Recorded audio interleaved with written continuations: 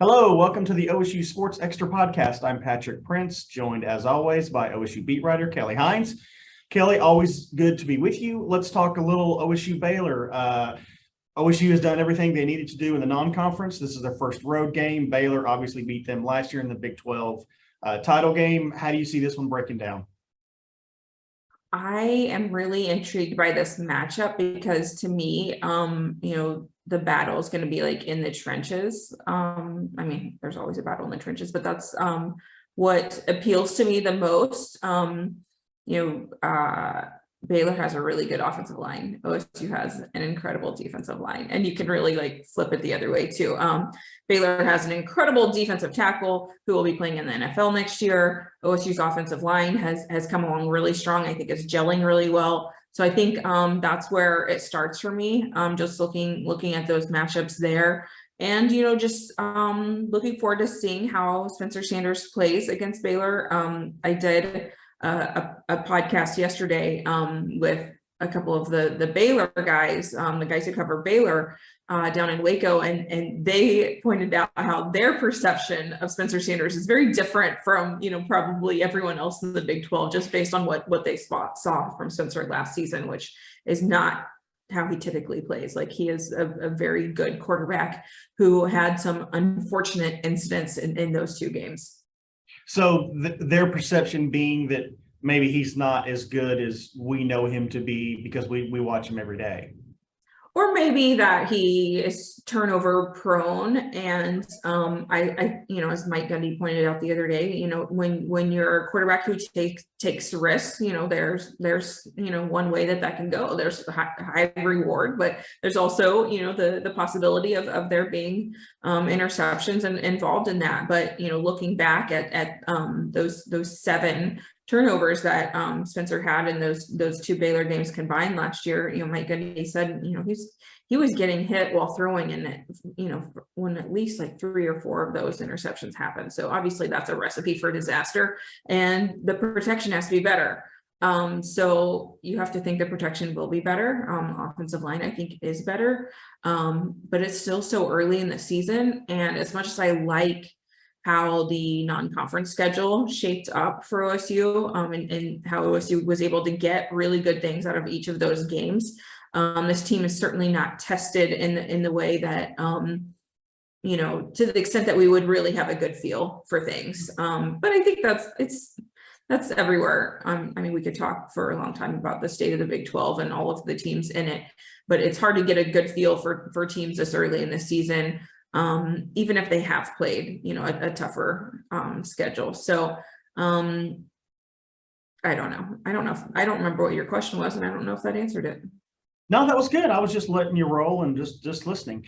So I was listening to our colleagues, Garen Emig and Bill Haston, on their podcast yesterday, and they were talking a little bit about this matchup.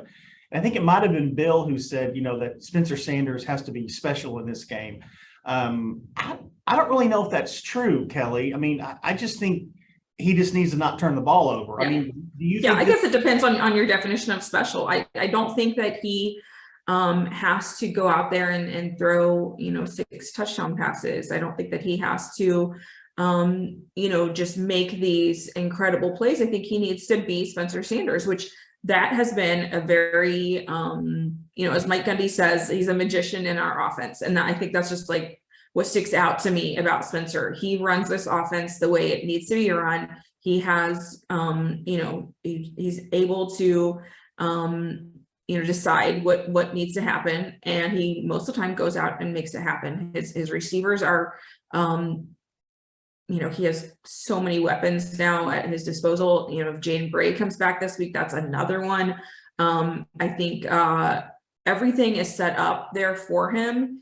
And I think he is mature enough and confident enough to put what happened against Baylor, especially in December, out of his mind, and not be obsessed with trying to be a special quarterback in this game. I think that's the biggest takeaway, I think, with Spencer Sanders to this point is he's comfortable with who he is, and he's confident in his abilities. So if you are able to combine that, even against a defense that's really good, against an future NFL players you're going up against.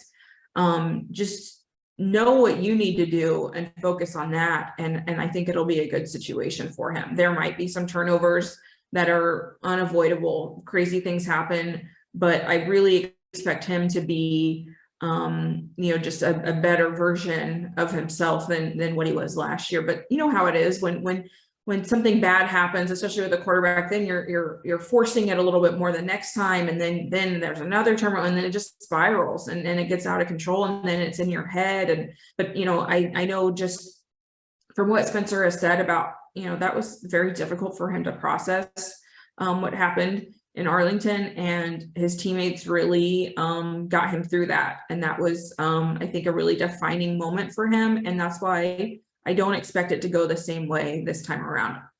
Anything could happen though. Yeah. So can you you kind of alluded to it earlier, but I don't really know a ton about this Baylor team. Can you just give us kind of a quick breakdown on kind of who these guys are? Yeah, I think what stands out about Baylor is it's an offense that is not what we're used to seeing. Like, we're so used to the up tempo, can't play fast enough, want to play as fast as possible. I think that's what's different. It's very, very methodical, very slower paced, and really good skill players. I think just a very solid, extremely well coached team. And on defense, a ton of talent. And I think on both sides of the ball, they stay in their what they're supposed to do. They stay within that very well. You don't see them, doing anything super crazy. It's just a very disciplined and well coached team that is, not easy to beat. You have to have some things go right. They just are very talented. Just a really impressive team that I think it's a program that, I think OSU and Baylor are going to continue to rise to the top of the Big 12. Certainly after OU and Texas are not in the picture. I think these are two programs that are built for sustained success, and they're not just going to be like a flash in the pan. I think that they're going to have seasons, maybe not make it to the Big 12 title game every year, but I feel like the programs are set up for, the success to continue year after year. Kelly, what do you make of what's going on in the Big 12 so far this year? We've got, OU lost to K-State, which, it goes down on paper as an upset, but K-State is, that's not that shocking really. But you got Kansas who's undefeated. Just what do you make of the Big 12 of what you've seen so far this year? I think it's going to be a wild ride to get to December and see which of these teams is going to be able to, emerge from the pack, because, when you look at what Kansas found a great head coach. And I think, building a program when there hasn't been a lot of success, that's not easy to do, but all it takes is making a few good decisions, and then you've changed the culture, and maybe things will not go well, from this point on the rest of the season, but for them to actually be discussed as a legitimate team in the Big 12, obviously that's different. I think there's a ton of potential, especially when you have a really good quarterback. Having a capable head coach and a really good quarterback, it's amazing what can happen from there. And I think just, there's, like Mike Gundy said, and he says it, I think, every year, but, the parity is there, that there's not going to be a lot of separation between, the top team and the bottom team. I think it's closer than I've ever seen. It's still early. And we get caught up in September results, and who knows how it goes from there. But I definitely feel like that strengthens the perception of the league when a team that has been, the doormat is now, undefeated. I think that just makes it, good for playoff, the whole who's going to make the playoff. I think that strengthens the Big 12's case. But on the other hand, you're going to have probably more losses for the Big 12 champion, because it's not going to, I would be shocked if any team went through Big 12 play and was undefeated. I just don't see that happening. Okay. but it's still early. There are some really good teams, and like you said, I didn't really consider that as much of an upset with what happened to OU because of Kansas State is a sneaky team, and Yes. that's always going to be one of those games that something like that could happen. But I really feel like if you're not attached to one Big 12 team, like you're going to enjoy how this season goes because you're going to see losses that maybe weren't expected, but I feel like they're not going to be that many true upsets because that's just the parity in the league right now. Let's switch gears a little bit and talk a little basketball. There was a little basketball media availability this week. What can you say about Mike Boynton and his crew? I am still learning about this team, but I love being able to watch practice, and that makes it a little bit easier to get familiar with the personnel. And just, getting to know Mike Boynton and how great he is with the media. Like he's very straightforward and just talking about the scholarship situation, obviously it's not ideal when you have those, the sanctions that result in reduced scholarships, but just talking about how you plan for that. I mean, he lays things out for you that most coaches I don't think would be that way. But regarding his team, I think that there's reasons to be optimistic. I think when you have someone like Avery Anderson who has been through, has won you games and has been through battles. I think you feel really good about him. Bryce Thompson is in better shape than ever, which I didn't think he could get in any better shape. So that's really, I think he got his body fat down like by 4%. And I'm like, you had no body fat to start with. How did that happen? Yeah, where is this 4% you're talking about? Yeah. But just seeing him, he just seems more developed, and he looked really good in practice. And the situation with Caleb Boone with his brother leaving, and that was kind of difficult, but he's kind of coming into his own, and they're looking at using him at the 4, and he's never played the 4 before, but he's down to do it. And they can go big at times, they can go smaller at times. I just feel like there's a lot of versatility with this team, and just different personalities. And that's one of my favorite things about once you get to basketball season. It's the access is a little bit different, and you get to know the players a little bit more. It's less structured, and I think that's a part of it that I really enjoy. Love covering football because there's so many players and different storylines, but because there are so many, you're not spending as much time with each of them, other than like Spencer Sanders, who does a lot of media availabilities. But I think once it gets to basketball, you're like, okay, especially being on a new beat, you're trying to feel everybody out. And I think that's what makes me excited about it. And I can't believe that it's October and almost, and it's basically time to get into that mode. But I like this team that Mike Boynton has. I think that there's talent, there are role players, the rotation, especially with the guards, looking forward to seeing how that shakes out. Just a lot of options for him, depending on the matchups and that sort of thing. I'm really rooting for Mike Boynton, and I have since the day he was hired. I really hope.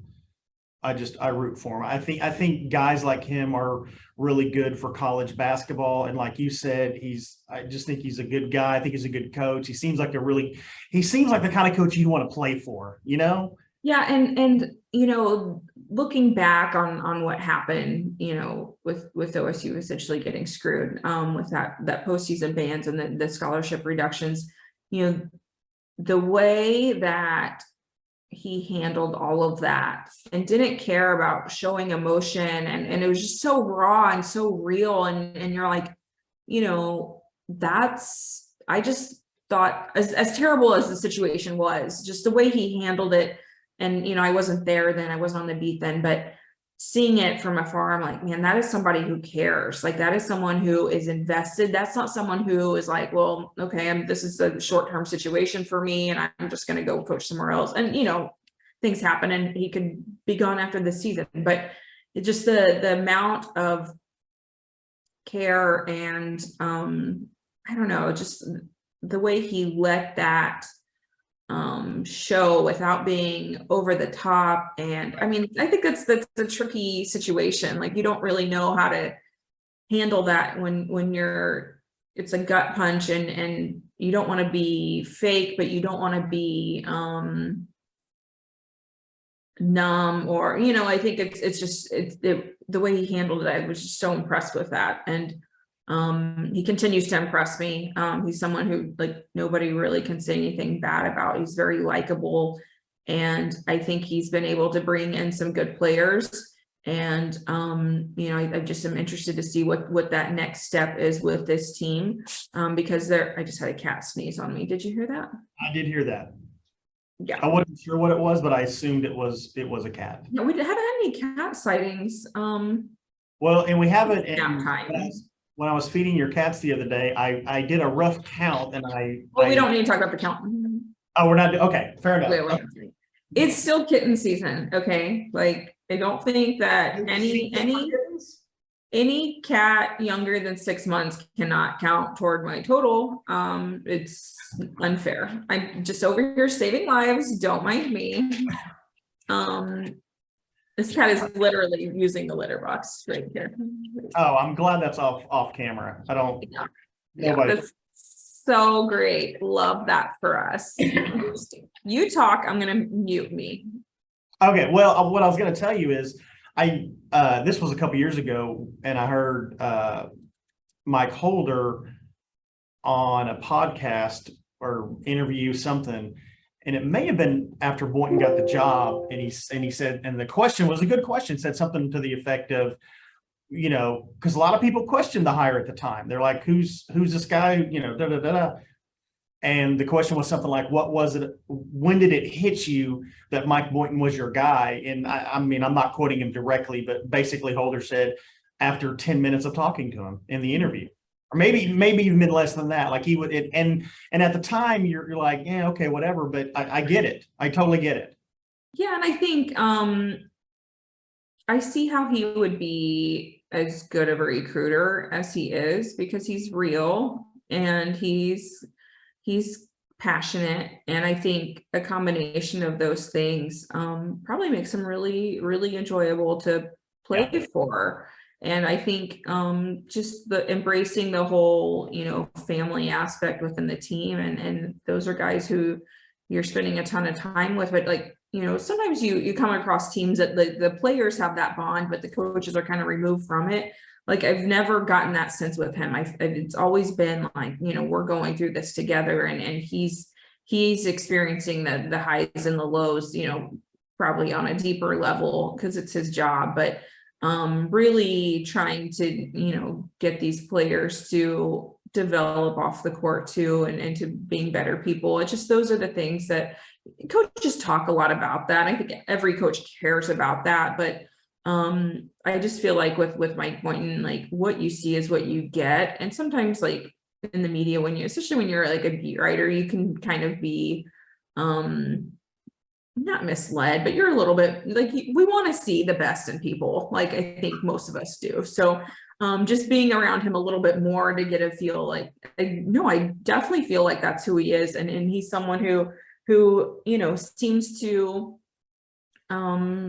like dealing with the media, and any coach who likes dealing with the media, I'm like, sounds great, let's do this. So I'm looking forward to getting to know him a little bit better. I wouldn't say I know him like exceptionally well, like at this point, but he has been very kind and really great to deal with so far. All right, Kelly, we'll leave it there for this week. You will be joined in Waco by columnist Garen Emig and photographer Ian Malls going with you. So it's been a great time. Yeah, y'all just have fun on your little road trip to Waco. And you can catch all of our coverage online Saturday night and in the Sunday paper. Kelly, safe travels. We'll talk next week. All right, thank you.